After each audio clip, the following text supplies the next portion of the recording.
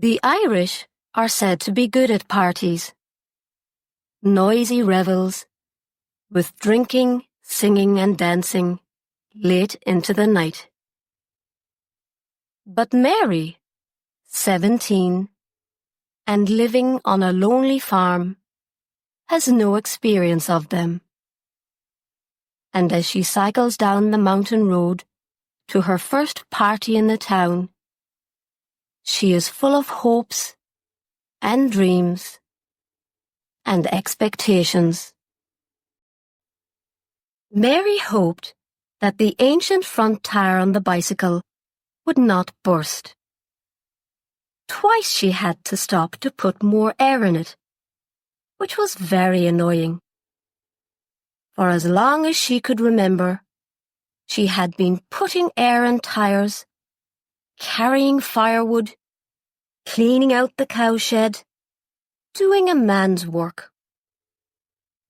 Her father and 2 brothers worked for the forestry company, so she and her mother had to do everything. And there were 3 children to take care of as well. Theirs was a mountainy farm in Ireland, and life was hard. But this cold evening in early November, she was free. She rode her bicycle along the road, thinking pleasantly about the party. Although she was 17, this was her first party. The invitation had come only that morning from Mrs. Rogers, owner of the commercial hotel. At first, her mother did not wish Mary to go. There was too much to be done, soup to be made, and one of the children had earache and was likely to cry in the night. But Mary begged her mother to let her go. What use would it be? Her mother said. To her, all such excitements were bad for you, because they gave you a taste of something you couldn't have. But finally, she agreed. You can go as long as you're back in time to milk the cows in the morning, and don't do anything foolish, she said. Mary was going to stay the night in town with Mrs. Rogers.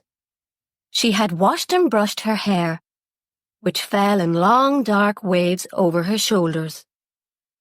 She was allowed to wear the black evening dress that an uncle had sent from America years ago.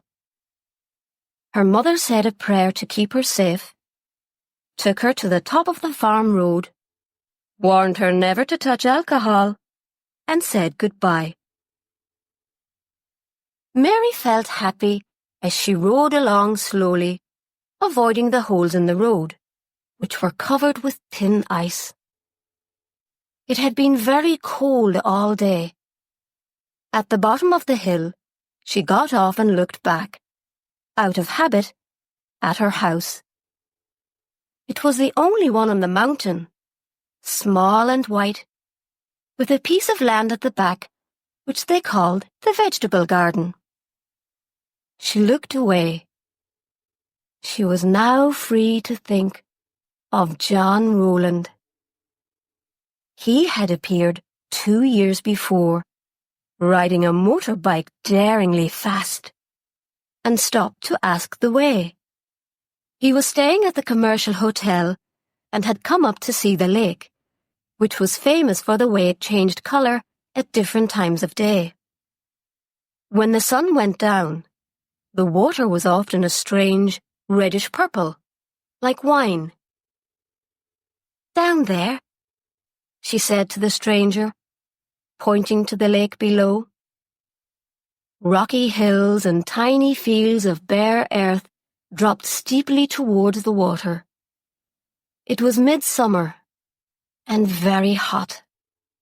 The grass was tall, and there were wild flowers, blood red, close to their feet. What an unusual sight, he said, looking at the lake. She had no interest in views herself. She just looked up at the high sky and saw that a bird had stopped in the air above them. It was like a pause in her life. The bird above them, perfectly still. Then her mother came out to see who the stranger was.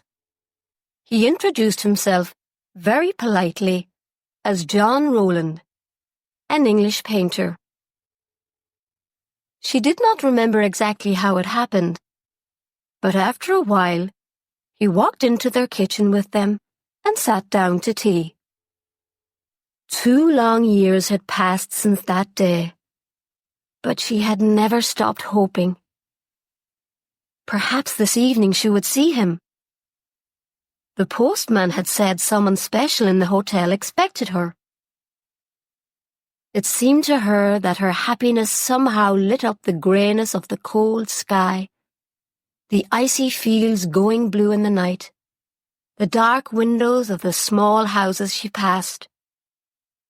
Suddenly, her parents were rich and cheerful. Her little sister had no earache. The kitchen fire did not smoke. Sometimes she smiled at the thought of how she would appear to him. Taller and more womanly now, in a dress that could be worn anywhere. She forgot about the ancient tire, jumped on the bicycle, and rode on. The 5 street lights were on when she entered the small town. There had been a cattle market that day, and drunken farmers with sticks were still trying to find their own cattle in dark corners of the main street. As she reached the commercial hotel, Mary heard loud conversation inside and men singing in the bar. She didn't want to go in through the front door in case someone saw her and told her father she'd gone into the public bar. So she went to the back door. It was open, but she knocked before entering. 2 girls rushed to the door. One was Doris O'Byrne. She was famous for being the only Doris in the whole town, and for the fact that one of her eyes was blue and the other dark brown. God, I thought it was someone important, she said, when she saw Mary standing there, blushing, pretty, and with a bottle of cream in her hand. Another girl. There were far too many girls in the town. Girls like Mary with matching eyes and long wavy hair. Come in or stay out, said Ethna Duggan, the second girl, to Mary. It was supposed to be a joke, but neither of the town girls liked Mary. They hated shy, mountainy people. Mary came in carrying the cream, which her mother had sent to Mrs. Rogers as a present. She put it on the table and took off her coat. The girls whispered to each other and giggled when they saw her dress. The kitchen smelt of cattle and fried food. Mrs. Rogers came in from the bar to speak to her. Mary, I'm glad you came. These 2 girls are no use at all, always giggling. Now, the first thing to do is to move the heavy furniture out of the sitting room upstairs, but not the piano. We're going to have dancing and everything. Quickly, Mary realized she was being given work to do, and she blushed with shock and disappointment. She thought of her good black dress and how her mother wouldn't even let her wear it to church on Sundays. She might tear it or dirty it. And then we have to start cooking the goose, Mrs. Rogers said, and went on to explain that the party was for Mr. Brogan, the local customs officer who was leaving his job. There's someone here expecting me, Mary said. trembling with the pleasure of being about to hear his name spoken by someone else. She wondered which room was his, and if he was likely to be in at that moment. Already in her imagination, she was knocking on his door and could hear him inside. "Expecting you?" Mrs. Rogers said, looking puzzled for a moment. "Oh, that young man from the factory was asking about you. He said he saw you at a dance once. A strange one he is." "What man?" Mary said, as she felt the happiness leaking out of her heart. But Mrs. Rogers heard the men in the bar shouting for her to refill their empty glasses, and she hurried out without replying. Upstairs, Doris and Ethna helped Mary move the heavy furniture out of the sitting room. The two town girls shared jokes with each other, giggled at Mary behind her back, and ordered her around like a servant. She dusted the piano and cleaned the floor. She'd come for a party. She wished she were at home. At least with cattle and chickens, it was clean dirt. Then, Ethna and Doris told Mary to get the glasses ready, and they went away to drink a secret bottle of beer in the bathroom. "She's crying like a baby in there," Ethna told Doris, giggling. "God, she looks an idiot in that dress," Doris said. "It's her mother's," Ethna said. "What's she crying about?" wondered Doris. "She thought some boy would be here. Do you remember that boy who stayed here the summer before last with a motorbike?" "The boy with the big nose," said Doris.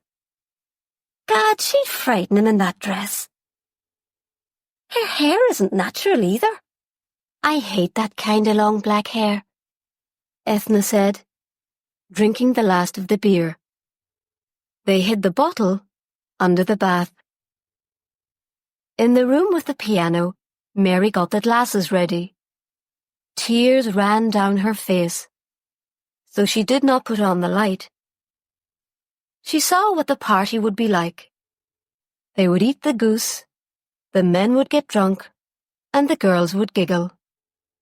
They would dance and sing and tell ghost stories. And in the morning, she would have to get up early and be home in time for milking. She looked out of the small window at the dirty street, remembering how once she had danced with John on the farm road to no music at all, just their hearts beating and the sound of happiness. On that first day at tea, her father had suggested that John should stay with them, and he stayed for 4 days, helping with the farm work and the farm machinery. Mary made his bed in the morning and carried up a bowl of rainwater every evening so that he could wash. She washed his shirt, and that day his bare back burnt in the sun. She put milk on it. It was his last day with them. After supper, he gave each of the older children a ride on the motorbike. She would never forget that ride. She felt warm from head to foot in wonder and delight. The sun went down, and wild flowers shone yellow in the grass. They did not talk as they rode. She had her arms around his stomach, with the delicate and desperate hold of a girl in love.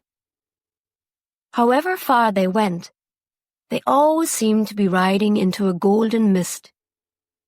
The lake was at its most beautiful. They stopped at the bridge and sat on a low stone wall. She took an insect off his neck and touched the skin where there was a tiny drop of blood. It was then that they danced, to the sound of singing birds and running water. The air was sweet with the smell of the grass in the fields, lying green and ungathered.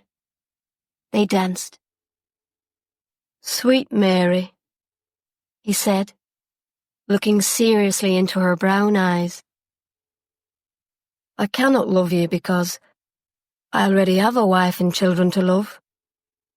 Anyway, you're too young and too innocent." Next day, as he was leaving, he asked if he could send her something in the post. It came 11 days later, a black and white drawing of her, very like her, except that the girl in the drawing was uglier. "That's no good for anything," said her mother, who had been expecting a gold bracelet or necklace. They hung it on the kitchen wall for a while, and then one day it fell down. Someone, probably her mother, used it with a brush for collecting dirt from the floor. Mary had wanted to keep it, to put it safely away in a drawer, but she was ashamed to. Her family were hard people, and it was only when someone died that they ever cried or showed much feeling. "Sweet Mary," he had said. He never wrote. 2 summers passed. She had a feeling that he would come back, and at the same time, a terrible fear that he might not. In the upstairs room of the hotel, the men were taking off their jackets and sitting down to eat. The girls had carried the goose up from the kitchen, and it lay in the centre of the table. Mrs. Rogers had closed the public bar, and now she was cutting meat off the goose and putting it onto plates. She kept Mary busy, serving the potatoes and passing the food around. Mr. Brogan, as chief guest, was served first with the best cuts of goose. Mary was surprised that people in towns seemed so coarse. When one of the men, Hickey, tried to take her hand, she did not smile at all. She wished she were at home. She knew what her family were doing there. The boys learning their lessons, her mother baking bread, her father rolling cigarettes and talking to himself. In another hour, they'd say their prayers and go up to bed. The routine of their lives never changed. The fresh bread was always cool by morning. O'Toole, the young man who worked at the factory, had bright green eyes and hair so blonde it was almost white. "No one's offered me any food yet," he said. "A nice way to behave." "Oh, God, Mary, haven't you given Mr. O'Toole anything to eat yet?" Mrs. Rogers said, and she gave Mary a push to hurry her up. Mary gave him a large plateful, and he thanked her, saying they'd dance later. To him, she was far prettier than those good-for-nothing town girls. She was tall and thin, like himself. And he liked a simple-minded girl with long hair. Maybe later on, he'd persuade her to go into another room, and they'd have sex. She had lovely eyes when you looked into them, brown and deep. The fifth woman at the party was Crystal, the local hairdresser, who had bright red hair and who did not like the undercooked goose. She and Mrs. Rogers were talking together when Brogan unexpectedly began to sing. "Let the man sing, can't you?" O'Toole said to Doris and Ethna, who were giggling over a private joke. Mary felt cold in her thin dress. There hadn't been a fire in that room for years, and the air had not warmed up yet. "Would any of the ladies care to sing?" asked O'Toole when Brogan finished. "I'm sure you can sing," he said to Mary. "Where she comes from, they can only just talk," Doris said. Mary blushed. She said nothing, but she felt angry. Her family ate with a knife and fork, she thought proudly, and had a cloth on the kitchen table, not a plastic one like this, and kept a tin of coffee in the cupboard in case strangers came to the door. "Christ, boys, we forgot the soup," Mrs. Rogers said suddenly, and hurried out with Doris to fetch it from the kitchen. After the soup, O'Toole poured out 4 glasses of whiskey, making sure that the level in each glass was the same. There were bottles of beer as well. The ladies had gin and orange. "Orange for me," said Mary. But when her back was turned, O'Toole put gin in her orange. They all raised their glasses and drank to Brogan's future. Long John Salmon, the 4th man at the party, asked Brogan about his plans, and Brogan began to talk about the things he wanted to do to his house and garden. "Come on, someone tell us a joke," said Hickey after a while. He was bored with gardening talk. "I'll tell you a joke," said Long John Salmon. "Is it a funny joke?" Brogan asked. "It's about my brother Patrick," Long John Salmon said. "Not that old thing again," said Hickey and O'Toole together. "Oh, let him tell it," said Mrs. Rogers, who had never heard it. Long John Salmon told a story about his brother, who died, but came back a month later as a ghost, walking through walls and around the yard. "Ah, God, let's have a bit of music," said Hickey, who had heard that story 9 or 10 times. It had neither a beginning, a middle, nor an end. They put a record on, and O'Toole asked Mary to dance. Brogan and Mrs. Rogers were dancing too, and Crystal said that she'd dance if anyone asked her. Mary felt strange. Her head was going round and round, and in her stomach there was a nice feeling that made her want to lie back and stretch her legs, a new feeling that frightened her. O'Toole danced her right out of the room and into the cold passage beyond, where he kissed her, clumsily. Inside the room, Crystal had begun to cry, sitting at the table with her head on her arms. Gin and orange always made her cry. "Hickey, there is no happiness in life," she cried bitterly. "What happiness?" said Hickey, who was full of drink. Doris and Ethna sat on either side of Long John Salmon, talking sweetly to him. He was a strange man, but he owned a large fruit farm, and he was still single. Brogan, breathless from dancing, was now sitting down, with Mrs. Rogers sitting on his knees. Mary ran in from the dark passage away from O'Toole, who followed her in, laughing. O'Toole was the first to cause trouble. He became offended when Mrs. Rogers prevented him from telling a rude joke. "Think of the girls," Mrs. Rogers said. "Girls?" O'Toole said nastily. He picked up the bottle of cream and poured it over the few remaining bits of goose. "Christ, man," Hickey said, taking the bottle of cream away. Mrs. Rogers said it was time everyone went to bed as the party seemed to be over. All the guests were staying the night at the hotel. The 4 girls were going to share one room. In the bedroom, Mary sighed. Before they could go to bed, they had to move the heavy furniture back to the sitting room. She could hear O'Toole shouting and singing in another room. There had been gin in her orange. She knew now, because she could smell it on her breath. She had broken her promise to her mother.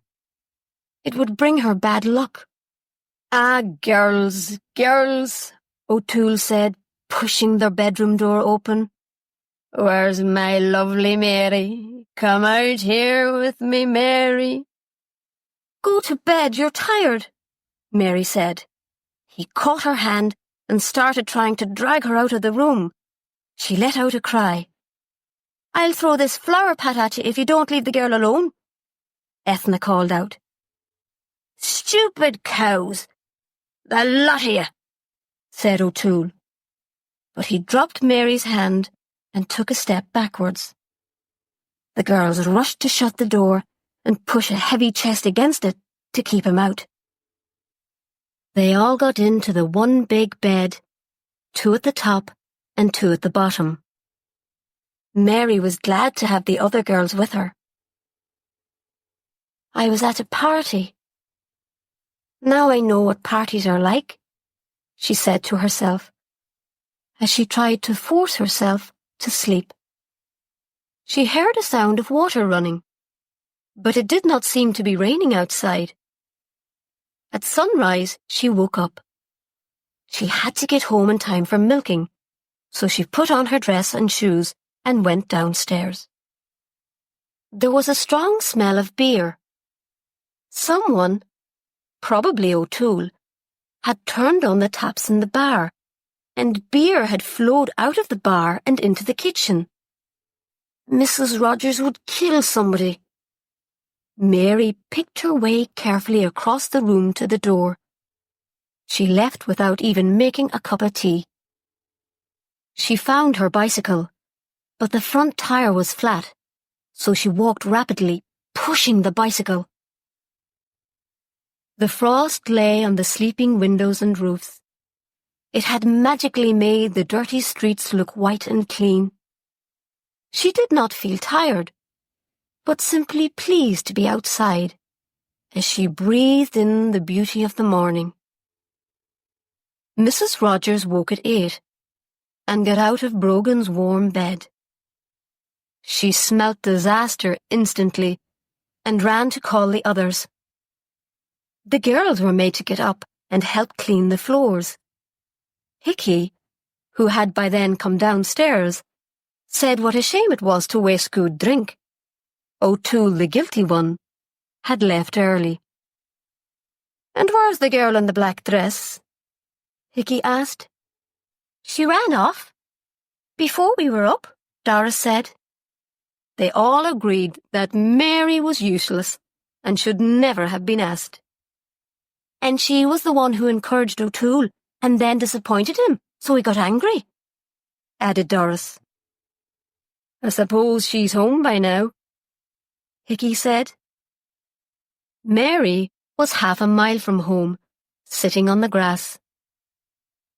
"If only I had a boy. Someone to love. Something to hold on to," she thought, as she broke some ice with her shoe and watched the crazy pattern it made. The poor birds could get no food, as the ground was frozen hard. There was frost all over Ireland, frost on the stony fields, and on all the ugliness of the world. Walking again, she wondered if and what she would tell her mother and her brothers, and if all parties were as bad.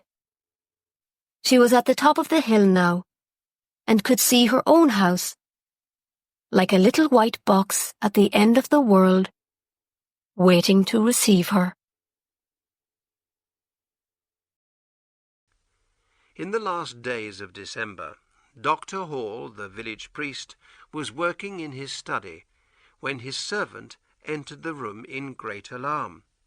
"Oh, Dr. Hall, sir," she cried, "what do you think? The poor Squire's dead." "What? Squire Bowles? What are you saying, woman?" replied the priest. "I saw him only yesterday." "Yes, sir, I know," said the servant, "but it's true. Mr. Wickham, the clerk, has just brought the news on his way to ring the church bell.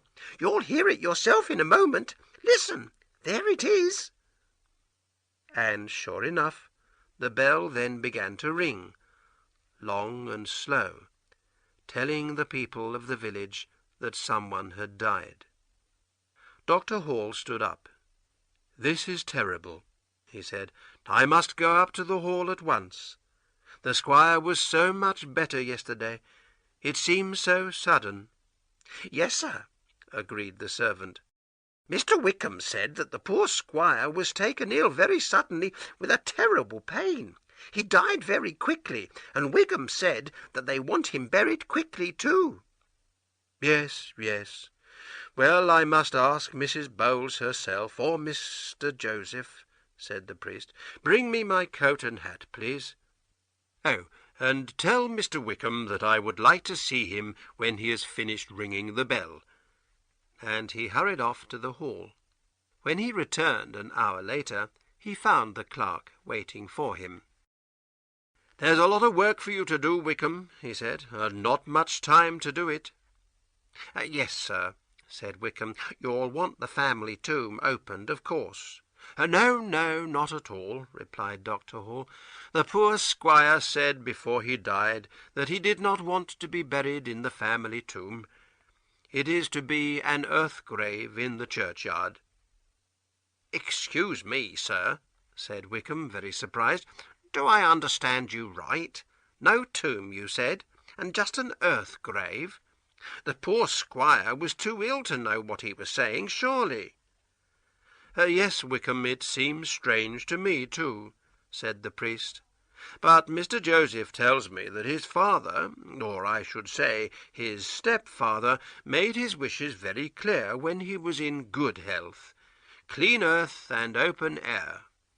You know, of course, the Squire had some strange ideas, though he never told me of this one. Oh, and there's another thing, Wickham. No coffin." Oh, dear," said Wickham. "There'll be some talk about that. And I know that old Mr. Wright has some lovely wood for the Squire's coffin. He's kept it for him for years." "Well," said Dr. Hall, "those are the Squire's wishes, so I'm told, so that's what we must do. You must get the grave dug and everything ready by 10 o'clock tomorrow night. Tell Wright that we shall need some lights." "Very well, sir. If those are the orders, I must do my best," said Wickham. "Shall I send the women from the village to prepare the body?" "No, Wickham, that was not mentioned," said the priest. "No doubt Mr. Joseph will send for them if he wants them. You have enough work to do without that. Good night, Wickham." He paused. "I was just writing out the year's burials in the church records. I didn't think that I'd have to add Squire Bowles' name to them." The Squire's burial took place as planned. All the villagers and a few neighbours were present, and the Squire's stepson Joseph walked behind the body as it was carried to the churchyard. In those days nobody expected the Squire's wife to come to the burial. The Squire had no family except his wife and stepson, and he had left everything to his wife. But what was everything? The land, house, furniture, pictures, and silver were all there, but no money was found. This was very strange.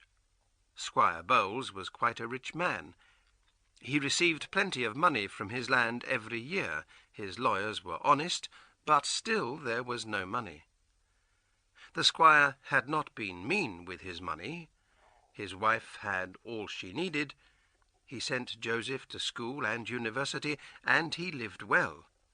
But still he earned more money than he spent. Where was it? Mrs. Bowles and her son searched the house and grounds several times, but found no money. They could not understand it. They sat one evening in the library discussing the problem for the 20th time. "You've been through his papers again, Joseph, haven't you?" asked the mother. "Yes, mother, and I found nothing." "What was he writing the day before he died, do you know? And why was he always writing to Mr. Fowler in Gloucester? You know, he had some strange ideas about what happens to a person's soul when he dies. He was writing to Mr. Fowler about it, but he didn't finish the letter. Here, I'll read it to you." He fetched some papers from the Squire's writing table and began to read. "My dear friend, you will be interested to hear about my latest studies, though I am not sure how accurate they are. One writer says that for a time after death, a man's soul stays close to the places he knew during life, so close, in fact, that he can be called to speak to the living. Indeed, he must come if he is called with the right words. And these words are given in an experiment in Dr. Moore's book, which I have copied out for you. But when the soul has come and has opened its mouth to speak, the caller may see and hear more than he wishes, which is usually to know where the dead man has hidden his money." Joseph stopped reading, and there was silence for a moment. Then his mother said, "There was no more than that?" "No, mother, nothing." "And have you met this Mr. Fowler?" "Yes, he came to speak once or twice at Oxford." "Well," said the mother, "as he was a friend of the Squire, I think you should write to him and tell him what has happened. You will know what to say, and the letter is for him after all." "You're right, mother," replied Joseph. "I'll write to him at once." And he wrote that same evening. In time, a letter came back from Gloucester, and with it a large packet. And there were more evening talks in the library at the Hall. At the end of one evening, the mother said, "Well, if you are sure, do it tonight. Go round by the fields where no one will see you. Oh, and here's a cloth you can use." "What cloth is it, mother?" asked Joseph. "Just a cloth," was the answer. Joseph went out by the garden door, and his mother stood in the doorway thinking, with her hand over her mouth. Then she said quietly, "It was the cloth to cover his face. Oh, I wish I had not been so hurried." The night was very dark, and a strong wind blew loud over the black fields, loud enough to drown all sounds of calling or answering, if anyone did call or answer. Next morning, Joseph's mother hurried to his bedroom. "Give me the cloth," she said. "The servants must not find it, and tell me, quick." Her son, sitting on the edge of the bed, with his head in his hands, looked up at her with wild, red eyes. "We have opened his mouth," he said. "Why, oh why, mother, did you leave his face uncovered?" "You know how hurried I was that day," she replied. "I had no time. But do you mean that you have seen it?"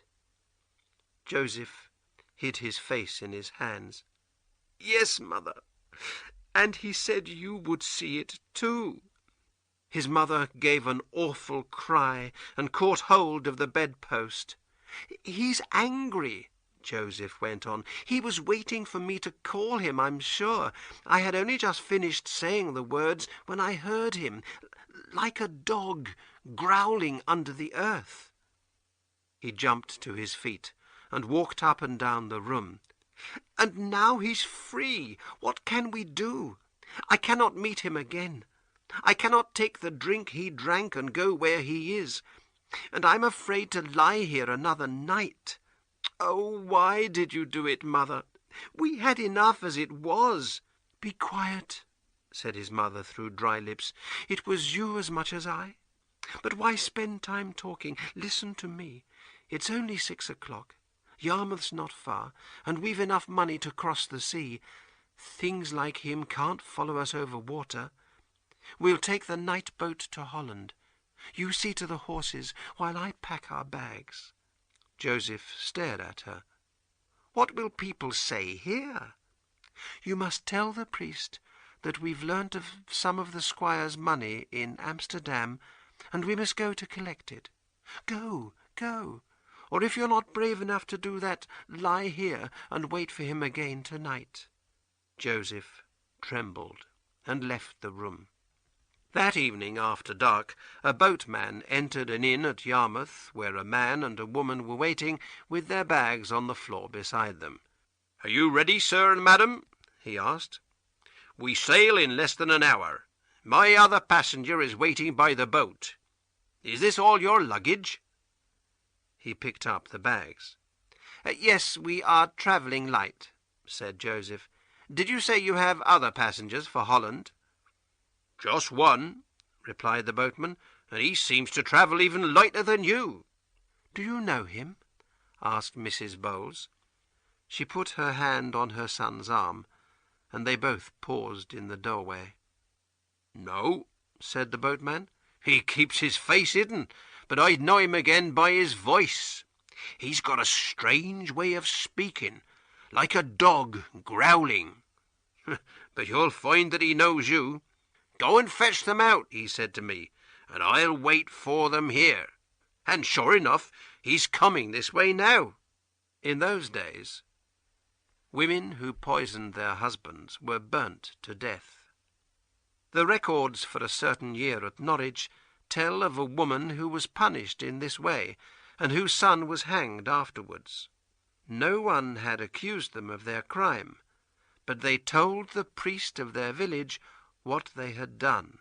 The name of the village must remain secret, because people say there is money still hidden there. Dr. Moore's book of experiments is now in the University Library at Cambridge, and on page 144 this is written: "This experiment has often proved true. To find out gold hidden in the ground, robbery, murder, or any other thing, go to the grave of a dead man, call his name 3 times, and say, 'I call on you to leave the darkness and to come to me this night, and tell me truly where the gold lies hidden.' Then take some earth from the dead man's grave, and tie it in a clean cloth, and sleep with it under your right ear. And wherever you lie or sleep, that night he will come and tell you truly, waking or sleeping."